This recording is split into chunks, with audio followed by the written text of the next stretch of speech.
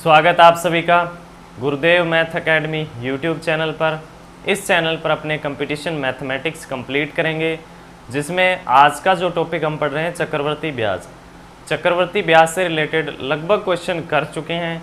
आज की क्लास में हम आगे के कुछ और एडवांस जो क्वेश्चन है चक्रवर्ती ब्याज से रिलेटेड वो क्वेश्चन कंप्लीट करेंगे, जिससे कि आप एग्ज़ाम में 100% जो भी टाइप टॉपिक आता है उसके अंदर आप 100% स्कोर कर पाओ।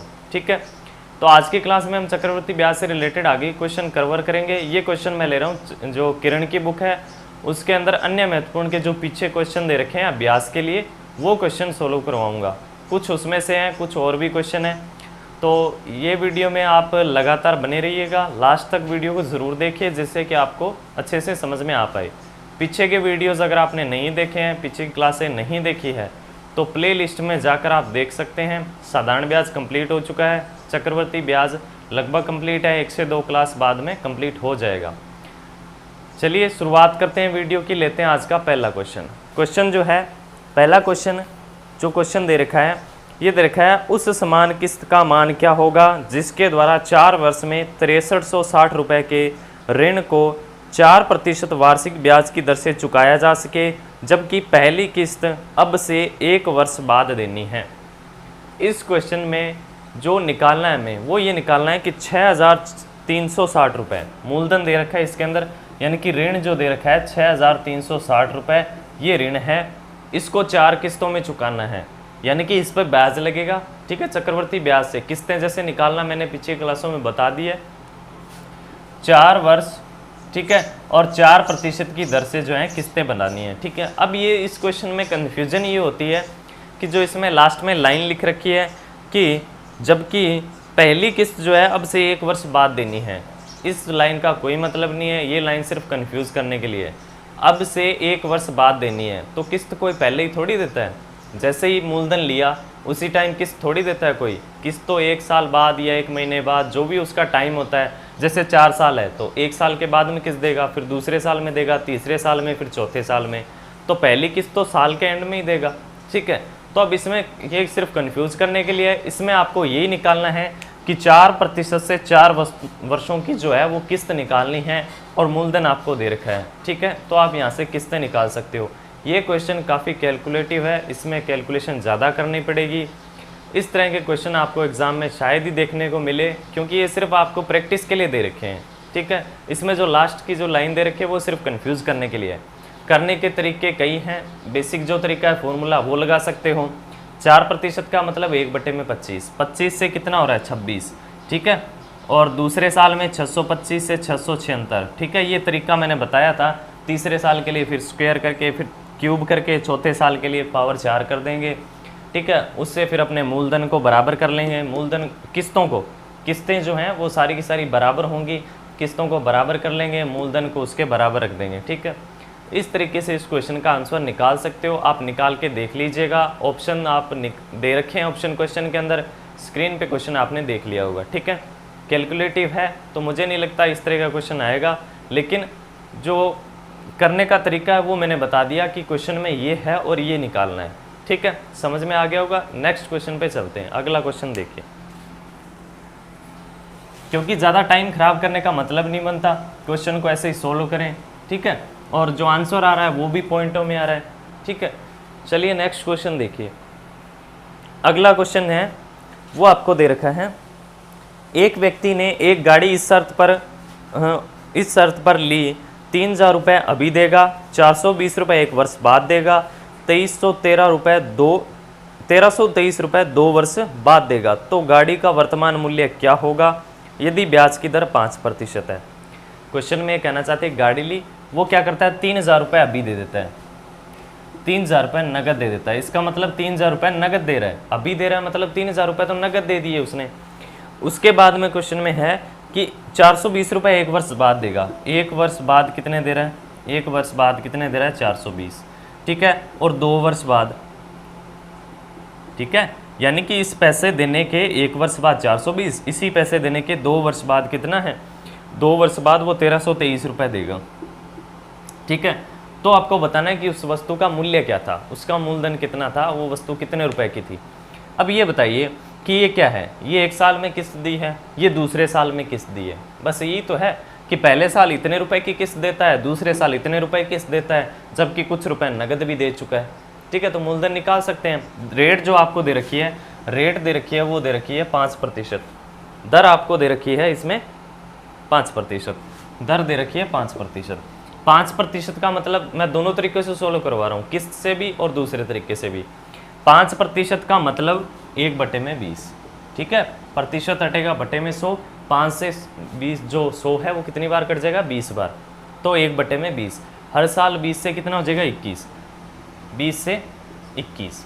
ठीक है, फॉर्मूला भी मैंने बताया है, आप फॉर्मूला भी यूज़ कर सकते हो, उसी से भी यही तरीका बनेगा, फॉर्मूला भी लगा के आप देख सकते हो। 20 से 21 ये हो गया एक साल के लिए। दूसरे साल के लिए जाना है तो 400, 20 का स्क्वायर 400, 21 का स्क्वायर 441। फॉर्मूला क्यों नहीं लगा रहे, क्योंकि फॉर्मूले में थोड़ा सा टाइम लगेगा, इसीलिए नहीं लगा रहे, बाकी आप फॉर्मूला लगा सकते हो। ठीक है, और दूसरा तरीका भी और बता दूंगा मैं। 20 से 21 एक साल में, दूसरे साल में 400 से 441। ठीक है, अच्छा ये क्या होता है, मूलधन, ये क्या होता है, प्रिंसिपल।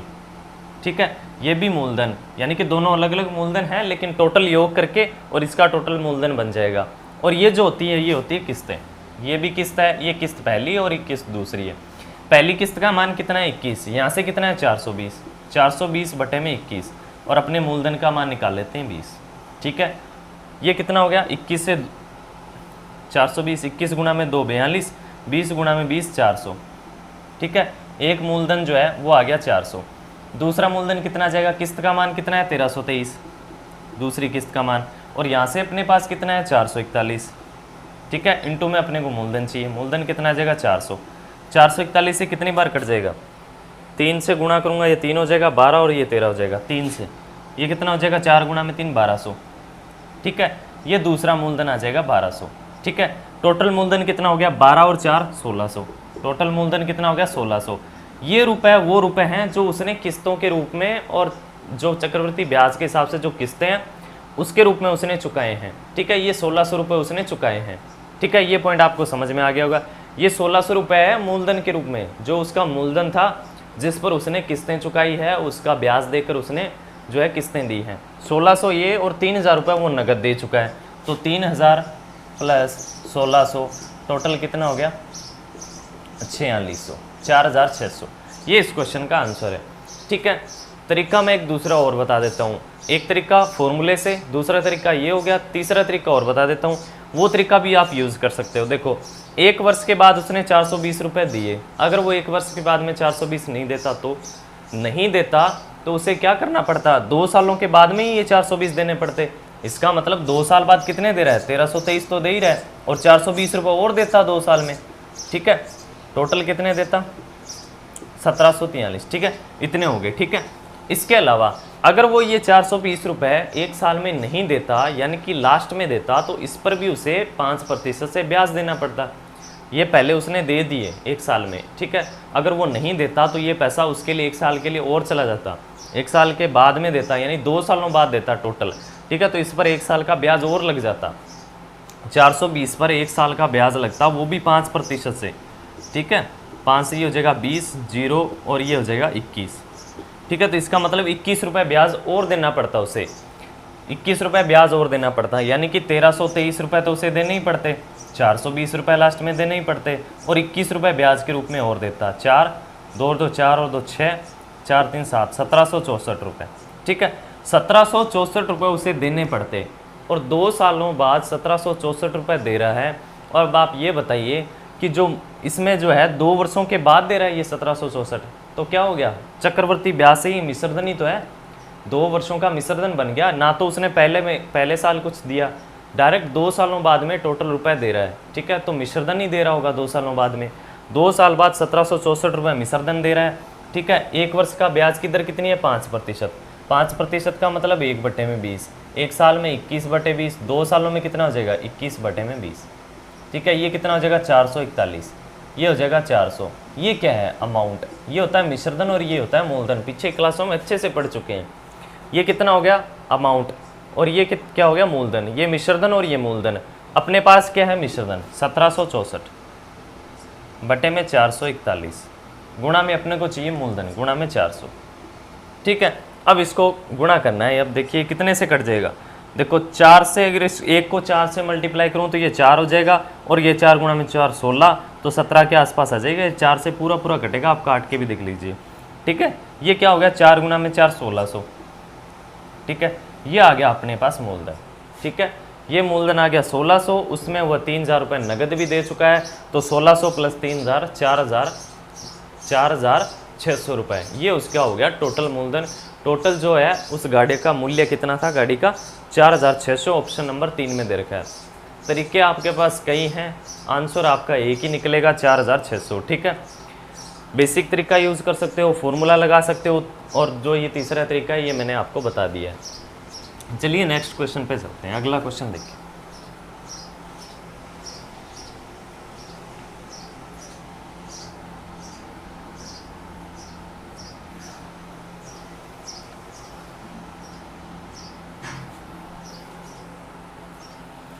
अगला क्वेश्चन दे रखा है, एक व्यक्ति ने प्रतिवर्ष कुछ बराबर धन उधार लिया, 3 वर्ष बाद 10% वार्षिक ब्याज की दर से कुल 3641 रुपये का भुगतान किया। प्रति वर्ष उसने कितने रुपए उधार लिया। ठीक है, 3 वर्षों तक लगातार हर वर्ष के शुरुआत में वह कुछ रुपए उधार ले रहा है, 3 वर्षों के बाद में उसने 3641 रुपये वापस किए हैं, जबकि ब्याज की दर दे रखी है 10%। मैंने मान लिया कि उसने मूलधन कितना लिया होगा, x रुपये। ठीक है, x रुपये उसने मूलधन p मान सकते हो, x नहीं मानना चाहते, मूलधन p मानना चाहते हो, p मान सकते हो। मूलधन मान लिया उसने, p रुपये जो है प्रिंसिपल, इतना रुपये उसने उधार लिया। ठीक है, अब 1 वर्ष के बाद में जो रेट है, दर कितनी दे रखी है, r जो है वो 10% दे रखी है, और टोटल ये कह रहा है कि जो 3 सालों के बाद में रुपये जो हो जाएंगे, आपको अमाउंट जो दे रखा है वो दे रखा है 3641। ठीक है, अब क्वेश्चन में जैसा जैसा कह रहा है वैसा वैसा कर देते हैं। 1 साल में मिश्रधन कितना हो जाएगा, 1 साल का ब्याज कितना होगा, मूलधन का 10%, इसका 10% करूँगा तो p/10 हो जाएगा। ठीक है, और जब मैं मिश्रधन निकालूंगा तो टोटल कितना हो जाएगा, 11p/10। ठीक है, मूलधन का 10% से कितना हो जाएगा, 1/10। अगर आपको मिश्रधन चाहिए तो 11/10, टोटल मिश्रधन चाहिए तो 11/10। ये हो गया टोटल मिश्रधन, यानी कि 1 साल जब खत्म होगा तो उसके पास इतने पैसे होंगे। मूलधन तो था ही, उस पर ब्याज और मिलके टोटल मिश्रधन मिल गया। ठीक है, मिश्रधन बनाकर उसके पास 1 साल जब खत्म होगा तो इतने रुपए होंगे। ये होंगे 1 साल में, ये होंगे 1 वर्ष में। 1 वर्ष के बाद उसके पास इतने पैसे हैं। अगले वर्ष क्या होगा, जैसे ही वर्ष अगला वर्ष शुरुआत होगा उसमें p रुपये फिर जमा कर देगा, तो उसमें p रुपये फिर ऐड कर देता हूँ, 10p और 11p, टोटल कितना हो गया 21p/10। ठीक है, यानी कि दूसरा वर्ष जैसे ही शुरुआत हुआ उसके पास इतने रुपए हैं, और दूसरा वर्ष जैसे ही एंड होगा उसके पास कितने रुपए होंगे, इसका मिश्रधन बन जाएगा। मिश्रधन कितना होगा, मूलधन कितना है, जो ब्याज की रेट कितनी है 10%, 10% से 11/10, यानी कि दूसरा वर्ष जैसे ही खत्म होगा उसके पास इतने रुपए होंगे। मल्टीप्लाई कर देते हैं, 11 गुणा 2 22 और 1 23। ठीक है, टोटल कितने हो जाएंगे 231p/100। ठीक है, दूसरा वर्ष जब खत्म होगा तब उसके पास 231p/100 रुपये होंगे, दूसरा वर्ष जब खत्म होगा। ठीक है, अब दूसरा वर्ष खत्म हो गया, तीसरा वर्ष जैसे ही स्टार्ट होगा फिर वह p रुपये और जमा कर देगा तीसरे वर्ष की शुरुआत में। ये हो गया 100p और ये 231p, टोटल कितना हो गया 331p/100। ठीक है, ये तीसरे वर्ष की शुरुआत में उसके पास पैसे हैं। तीसरे वर्ष का जब एंड होगा, तीसरा वर्ष जब खत्म होगा तो उस पर क्या मिलेगा उसे, चक्रवर्ती ब्याज। ब्याज से कितने रुपए हो जाएंगे उसके 11/10, मिश्रधन कितना हो जाएगा 11/10। ठीक है, और ये जो मिश्रधन है यही तो कह रहा है कि ये 3641 के बराबर है, उसके पास 3 वर्ष के अंत में इतने रुपए हो जाएंगे। अब इसको बराबर रखना है, p का यहाँ से मान निकल जाएगा, 11 से कट जाएगा, 11 से कितनी बार कट जाएगा, 11 से 3 बार 33, और ये बच गया 3 34, 11 से 3 33 और 1 331, ये 331 से कितनी बार कट जाएगा, 1 बार। ठीक है, ये हो जाएगा p 100 गुणा में 10,000, p का मान कितना आ जाएगा 1000, मूलधन आ जाएगा यहाँ से 1000।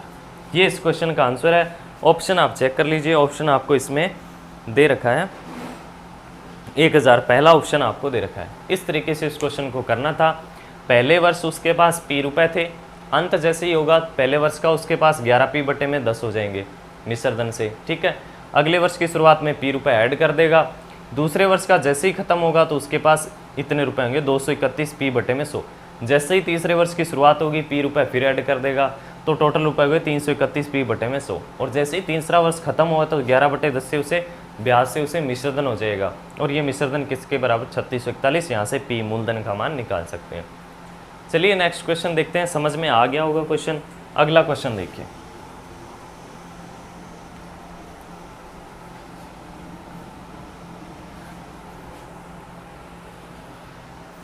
नेक्स्ट क्वेश्चन दे रखा है, एक व्यक्ति ने मोटरसाइकिल इस शर्त पर खरीदी कि 6300 रुपये 6300 रुपये वर्तमान समय में देगा, 1210 रुपये 1 वर्ष बाद देगा, 4840 रुपये 2 वर्ष के बाद देगा, ठीक है, 4840। तो मोटरसाइकिल का वर्तमान मूल्य क्या होगा यदि ब्याज की दर 10% है। पिछला जो क्वेश्चन है उससे पीछे क्वेश्चन करवाया था वैसा ही क्वेश्चन है। एक बार इस क्वेश्चन को और कर लेते हैं और समझ में आ जाएगा। क्वेश्चन आपको दे रखा है, इसमें दे रखा है इस शर्त पर खरीदी कि 6300 रुपये 6300 रुपये में वर्तमान समय में देगा, यानी कि 6300 रुपये तो उसने नगद दे दिए, ये तो दे दिए उसने नगद, ठीक है, 6300 तो वो दे चुका है नगद, उसने उसी टाइम दे दिए, ठीक है। और उसके बाद में कहा उसने 1 साल के बाद में देगा 1210, 1 वर्ष के बाद में देगा 1210, और 2 वर्ष के बाद में यानी कि दूसरे वर्ष में कितने देगा, 2 वर्ष के बाद में देगा 4840, 4840। इसी से जो मूलधन जिस टाइम उसने 6300 रुपये दिए हैं उसके 1 वर्ष बाद 1210, ठीक है, और उसी से 2 वर्ष बाद 4840। इसका मतलब टोटल 2 ही वर्ष हैं, ये नहीं है कि 3 वर्ष में चले जाएंगे, टोटल 2 ही वर्ष हैं। 6300 रुपये जिस टाइम दिए उससे 1 वर्ष बाद और उसी से 2 वर्ष बाद, यानी कि ये 2 लगातार वर्ष हैं, ये भी समझ सकते हो आप। ये दूसरा और ये तीसरा नहीं है, यानी कि ये एक पहला वर्ष और ये तीसरा हो, ऐसा नहीं है, ये पहला वर्ष है और ये दूसरा वर्ष है, ठीक है। अब इसमें जो रेट दे रखी है, दर दे रखी है, वो 10% है, आर जो है वो 10% है। निकालना क्या है कि अपने को ये बताना है कि टोटल मूलधन क्या था। 10% से पहले साल 10% का मतलब 1/10, पहले साल 10 से 11, ठीक है, दूसरे साल 10 का स्क्वायर 100, 100 से 121, ठीक है। फॉर्मूले से करना चाहो पीछे क्लासों में फॉर्मूला देख सकते हो, वहाँ से कर लीजिए। अब आपको यहाँ से निकालना है कि आपको 1 वर्ष के बाद में ये होता है मूलधन और ये भी मूलधन होता है, ये पहले वर्ष में दी गई किस्त है और ये दूसरे वर्ष में दी गई किस्त है। पहले वर्ष की किस्त कितनी है 1210 और अपने हिसाब से कितनी है 11, तो अपने हिसाब से मूलधन कितना होगा 10। 11 से कितनी बार कट जाएगा 11, 11 गुणा में 0, 110 गुणा में 100, 1100, ठीक है। और ये कितना हो जाएगा 4840 बटे में दूसरी किस्त का मान 121, इसके हिसाब से 4840, अपने हिसाब से 121 और अपने हिसाब से फिर मूलधन क्या होगा 121 से कितनी बार कट जाएगा 4 से गुणा करो, कट रहा है ये 4 से, 40, 40 गुणा में 4 यानी कि ये 4000, ठीक है।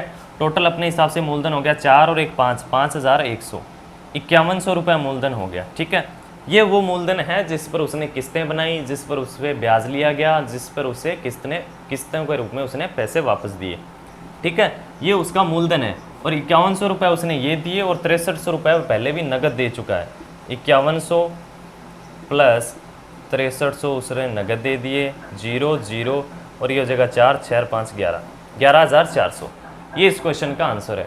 11400 से वह क्या करेगा, टोटल ये हो जाएगा इसका मूलधन, ठीक है। अब दूसरा तरीका और बता देता हूँ कि दूसरा तरीका कौन सा है।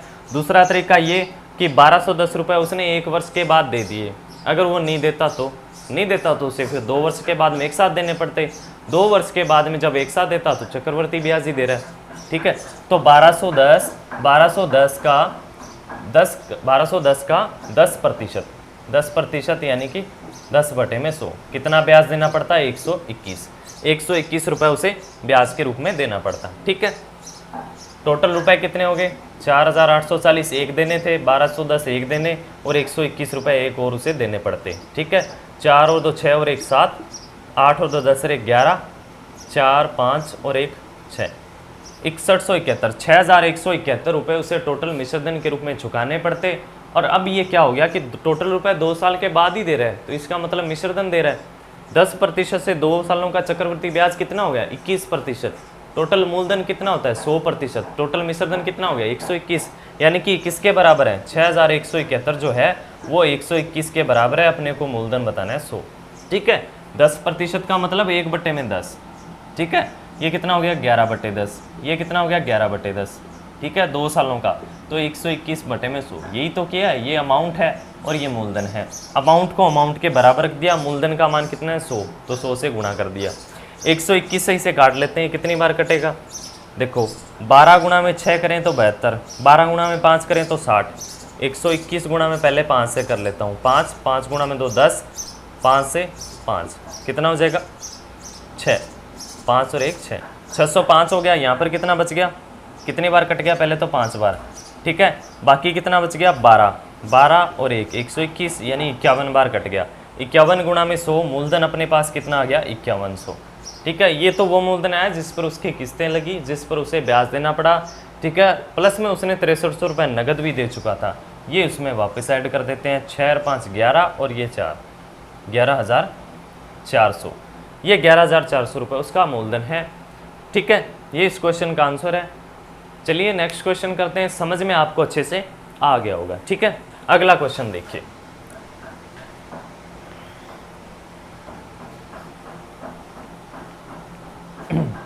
अगला क्वेश्चन जो है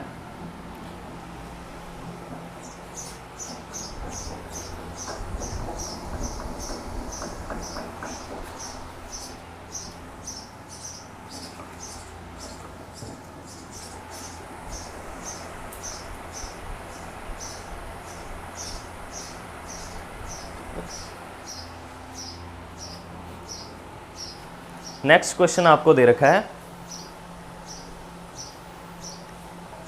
एक व्यक्ति 10% चक्रवर्ती ब्याज की दर पर 1000 रुपये उधार लेता है और उसे 4 बराबर वार्षिक किस्तों में देने का वचन देता है। 2 वार्षिक किस्तों में देने के बाद वह बाकी जो राशि है, बाकी सारा धन जो है तीसरे वर्ष के अंत में लौटा देगा। लगभग कुल कितना धन लौटाया गया, ठीक है। ये क्वेश्चन भी कैलकुलेटिव है, इस क्वेश्चन में भी यही सिस्टम है कि इसमें क्या करना है आपको। पहले इस क्वेश्चन में मैं मेन पॉइंट बता रहा हूँ कि क्या करना है इस क्वेश्चन में। ये क्वेश्चन में इसका मतलब क्या है, 10% से जो है 1000 रुपये जो है 1000 रुपये उधार लेता है और उसे बराबर वार्षिक किस्तों में देने का वचन करता है, यानी कि 4 बराबर वार्षिक किस्तों में देने का वचन करता है। इसका मतलब ये हुआ कि 1000 पर, और जो रेट दे रखी है, ब्याज की दर दे रखी है 10% पर मूलधन कितना है 1000, इस पर आपको 4 चक्रवर्ती किस्तें बनानी है। एक किस्त का मान निकाल सकते हो लेकिन कैलकुलेटिव है, काफ़ी टाइम लगेगा, ठीक है। इस क्वेश्चन का मैं मतलब बता देता हूँ। 1000 रुपये पर 4 किस्तें बना ली, ठीक है। चक्रवर्ती ब्याज से जो किस्त का मान आएगा वो आप निकाल लीजिएगा, ठीक है। एक किस्त का मान जितना आ गया, अब करना क्या है कि वो क्या कहता है 2 सालों तक किस्तें देता है, ठीक है। 2 सालों तक तो किस्तें देगा, इसका मतलब पहले साल मिश्रधन कितना हो जाएगा 1000 का 10% से कितना हो जाएगा 11/10, यानी कि 1000 का 1100 हो जाएगा। 1100 में से वह कुछ किस्त वापस कर देगा, ठीक है। मानना कि एक वर्ष में मिश्रधन कितना हो गया 1100, उसमें से वह कुछ रुपए किस्त के रूप में वापस कर देगा, बाकी कितना बचेगा, इतना रुपए बचेगा। इस रुपए पर फिर क्या करेगा कि फिर उस पर ब्याज लगेगा, ठीक है। ये किस्त के रूप में आप ये किस्त आप निकाल सकते हो, 1000 का 10% से 4 वर्षों की आप किस्तें निकाल सकते हो। किस्त का मान कुछ ना कुछ आएगा, वो आप माइनस करोगे 1100 में से, जितना आएगा फिर उस पर क्या होगा 11/10 से फिर ब्याज लगेगा, फिर जितनी किस्त बनेगी वो माइनस करेंगे। ये तो हो गया 2 सालों की कंडीशन। उसके बाद जितने पैसे बच गए उस पर फिर 2 सालों का 10% से 21%, यानी कि 121 मिश्रधन बना के और टोटल उसे फिर लास्ट में चुकाना होगा, ठीक है। क्वेश्चन में ये है, काफ़ी कैलकुलेटिव है, इतना कैलकुलेटिव क्वेश्चन एग्जाम में नहीं आएगा, इसमें आपको ज़्यादा प्रैक्टिस करने वाली बात नहीं है, ये सिर्फ प्रैक्टिस के लिए क्वेश्चन है, प्रैक्टिस करना चाहो तो कर सकते हो आप, ठीक है। नेक्स्ट क्वेश्चन देखते हैं, अगले क्वेश्चन पे चलते हैं, फिर अपने ऐसे ही टाइम वेस्ट नहीं करना। अगला क्वेश्चन देखिए, मैंने सिर्फ आपको बताया कि इस क्वेश्चन में करना क्या था, ये इस क्वेश्चन का तरीका क्या था। अगर आपको कोई सिंपल क्वेश्चन आए इससे रिलेटेड तो आप कर सको, ठीक है। अगला क्वेश्चन दे रखा है, एक घोड़ा इस शर्त पर खरीदा गया कि अभी 500 रुपये, 1 साल बाद 425, 2 साल बाद 289 भुगतान करूंगा। यदि चक्रवर्ती ब्याज 6 से 1/4% वार्षिक दर से लगाया जाए तो घोड़े का वर्तमान मूल्य क्या है, ठीक है। ये भी पीछे जो क्वेश्चन किए हैं उसी से रिलेटेड है, ठीक है। तो ये इस तरीके का लास्ट क्वेश्चन होगा, लगभग 2 क्वेश्चन कर लिए, तीसरा क्वेश्चन और कर लेते हैं और अच्छे से समझ में आ जाएगा। ठीक है। रेट जो दे रखी है वो पहले साल ये कहता है कि 500 रुपये तो नगद देगा, ठीक है, ठीक है। उसके बाद में 1 साल बाद में कितने देगा, 1 साल बाद में देगा 425, 1 वर्ष के बाद में देगा 425 और दूसरे वर्ष में देगा वह 289, दूसरे वर्ष में देगा 289, 289 रुपये देगा। और चक्रवर्ती ब्याज की दर 6 से 1/4%, 6 से 1/4%, 6 से 1/4 का मतलब कितना होता है 25, 16, 1/16, ठीक है। 6 गुना में 4 25, 25/4% हटेगा, बटे में 100 लगेगा, 25 से कितने बार 4 बार, यानी कि 1/16, यानी कि 16 से कितना हो रहा है 17 1 साल में। दूसरे साल में 16 का स्क्वायर 256, ठीक है, 17 का स्क्वायर 289, ठीक है। ये क्या होता है मूलधन, ये भी मूलधन, ये होती है किस्त 1 और ये होती है किस्त 2, ठीक है। किस्त 1 का मान कितना है 17, 17 की वैल्यू कितनी है 425, 425 बटे में 17 और अपने को किसका मान बताना है 16, काट देते हैं कितने से 17 गुना में 2 34, 34 और 8 42, 17 8 8 85, 17 गुना में 8, 17 गुना में 5, 17 5 85, 16 गुना में 5 80, 16 गुना में 2 32, 32 और 8 40, 40 40 40 400, ठीक है। 400 रुपये आ गए ये मूलधन। दूसरा ऑप्शन दे रखा आपको कि जो किस्त है वो कितनी है, यहाँ से अपने इस हिसाब से 289, अपने हिसाब से 289 और अपने को मान निकालना है 256 का, ठीक है। तो ये किस्त कितनी आ गई 256, ये आ गई 256 टोटल जो सॉरी मूलधन है ये, ठीक है। मूलधन टोटल कितना हो गया 6 5 4 2 8, 856 मूलधन हो गया, ठीक है, 656, ठीक है, 656 टोटल मूलधन हो गया। ये मूलधन वो है जिस पर किस्तें लेगी, जिस पर ब्याज बनाया गया, ठीक है। इसके अलावा 500 वह नगद दे देता है, तो टोटल उसने मूलधन के रूप में कितने चौंका दिए 500 प्लस 656, 500 प्लस 656, ठीक है, 6 और 5 1156, ठीक है। ये इसका दूसरा तरीका है। 2 तरीके मैंने बता दिए हैं। तीसरा तरीका जो है वो या तो किस्तों के जो फॉर्मूला है वो लगा सकते हो, ठीक है। दूसरा तरीका इसका वो बन जाएगा जिसमें आप पहले साल जो है अगर ये रुपए नहीं देता तो इस पर ब्याज की दर लगती, जो रेट दे रखी है 6 से 1/4, यानी कि 1/16 से इसका जो है ब्याज निकाल लेते, उतना ब्याज जो है ये भी जोड़ते, ये भी जोड़ते और वो ब्याज भी जोड़ते, ठीक है। फिर उसको जो है टोटल मिश्रधन के बराबर रखते, ठीक है। दूसरा तरीका भी ये होता और ये तरीका सबसे आसान है और इस तरीके से अपनों ने जल्दी भी कर लिया है, ठीक है। तरीका ये जो है, ये जो तरीका यूज़ करते हैं ये तरीका है जो आपने बेसिक पढ़ा है फॉर्मूला, ठीक है। किस्त का जो फॉर्मूला पढ़ा है वही है, ठीक है। किस्त का फॉर्मूला जो क्या था, किस्त बराबर मूलधन, मूलधन बराबर किस्त गुणा में, जैसे आपको अगर कोई भी जैसे ब्याज की दर दे रखी है 10%, ठीक है, तो उसका क्या हो जाएगा, चाहे 10% हो 5% हो कुछ भी हो, आर मान लेते हैं, आर होगी ब्याज की दर, ठीक है। तो उस पर होगा 100 बटे में 100 प्लस आर, ये तो 1 साल के लिए, ठीक है। अगर 2 साल के लिए, ठीक है, 2 साल के लिए तो 100 बटे में 100 प्लस आर होल स्क्वायर। अगर आपको पूछे 3 साल के लिए तो 100 बटे में 100 प्लस आर की पावर 3, ठीक है। अगर 4 साल के लिए तो 4 कर देंगे पावर, 5 साल के लिए तो 5 कर देंगे। इसी से सोल्व करना है, ठीक है। इसी को आप सिर्फ आर की जगह है 6 से 1/4%, और जब प्रतिशत हटेगा बटे में 16 और ये कितना हो जाएगा 17 बटे में 16, ठीक है। यहाँ से आप इसको सोल्व कर सकते हो। चलिए नेक्स्ट क्वेश्चन पे चलते हैं। अगला क्वेश्चन देखिए, ये भी सिंपल है, इस तरीके से भी सिंपल है, कुछ टाइम नहीं लगता इस तरीके से भी, ठीक है। बस ये है कि एग्जाम में आपको फॉर्मूला ना लिखना पड़े, इसीलिए ये शॉर्ट ट्रिक होती है छोटी सी।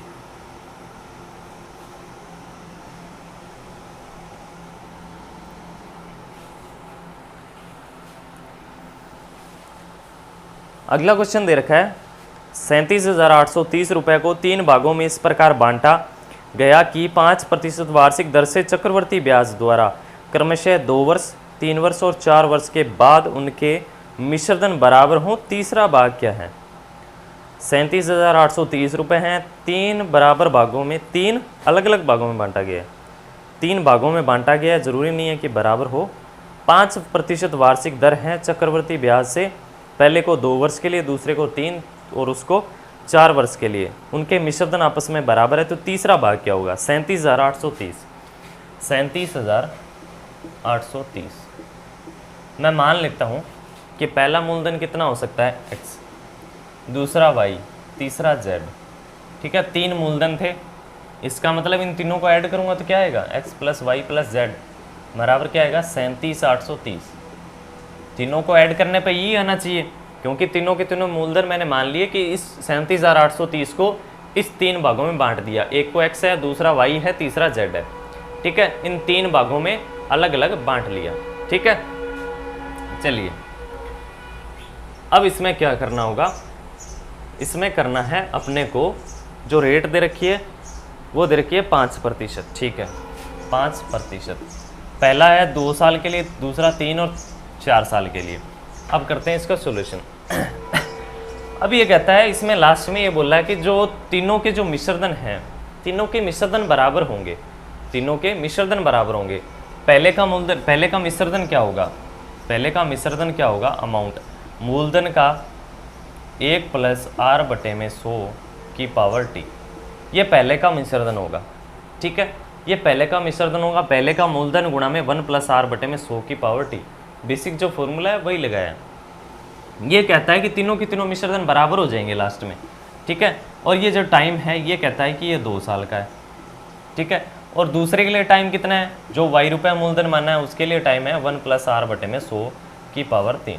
ठीक है, और जो तीसरा जो है मिश्रधन, तीसरा जो मूलधन है z, उसके लिए जो टाइम है 1 प्लस r बटे में 100 की पावर 4, यही टाइम है। अब आपको रेट भी दे रखी है, रेट कितनी दे रखी है, 5%।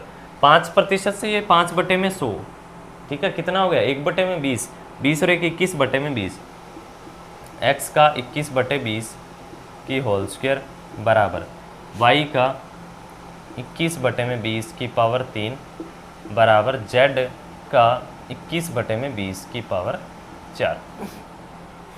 ये क्वेश्चन में बन गया। ठीक है, ये तीनों की तीनों क्या हैं, आपस में बराबर हैं। जब ये तीनों आपस में बराबर है तो मैं इसे किसी और के भी बराबर मान सकता हूँ। मैं ये कह सकता हूँ कि ये किसी और के भी बराबर हो सकते हैं। ठीक है, ये इसके बराबर है, ये इसके बराबर है। आप ऐसा बोल सकते हो कि सारे के सारे के बराबर भी हो सकते हैं, आप ऐसा बोल सकते हो। ये इसके बराबर है, ये इसके बराबर है, तो ये के बराबर हो सकता है, यानी कि तीनों आपस में बराबर हैं, ये किसी के भी बराबर हो सकते हैं। या फिर आप एक बात और बोल सकते हो कि ये मिश्रधन है, ये भी मिश्रधन है और ये भी मिश्रधन है, और तीनों की तीनों जो मिश्रधन है वो क्या है, आपस में बराबर हैं। तीनों मिश्रधन क्या है, आपस में बराबर हैं। अपने को ये पता लगे कि तीनों के तीनों मिश्रधन बराबर हैं तो अपने मूलधन बता सकते हैं, या फिर मैं मिश्रधन मान सकता हूँ कि मिश्रधन मैंने क्या मान लिया, के, ये भी के बराबर हो सकता है, ये भी के बराबर, ये भी के बराबर हो सकता है। तीनों के तीनों मिश्रधन आपस में बराबर हैं और ये के भी बराबर हो सकते हैं। तो पहला मिश्रधन कितना है, x गुणा में 21 बटे में 20 की स्क्वायर बराबर के।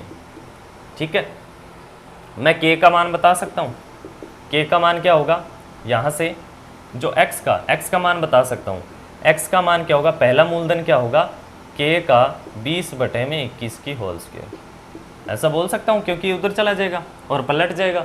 तो पहले जो मूलधन है x, उसका मान ये आ जाएगा। दूसरा मूलधन y का मान कितना आ जाएगा, 20 बटे में 21 की पावर 3। जैसा इसमें पलटा है वैसा इसमें पलट देते हैं। z का मान k गुणा में 20 बटे में 21 की पावर 4।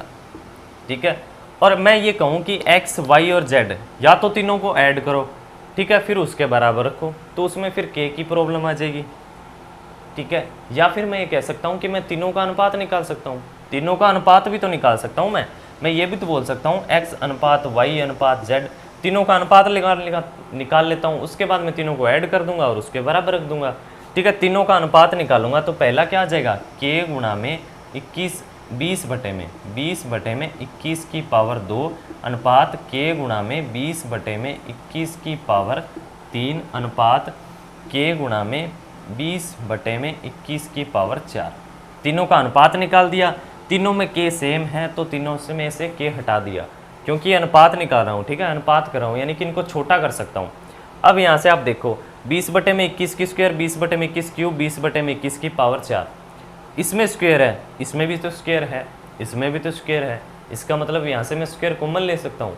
ठीक है, या फिर मैं उसको हटा सकता हूँ, या तीनों में 20 बटे 21 की स्क्वायर का भाग लगा सकता हूँ।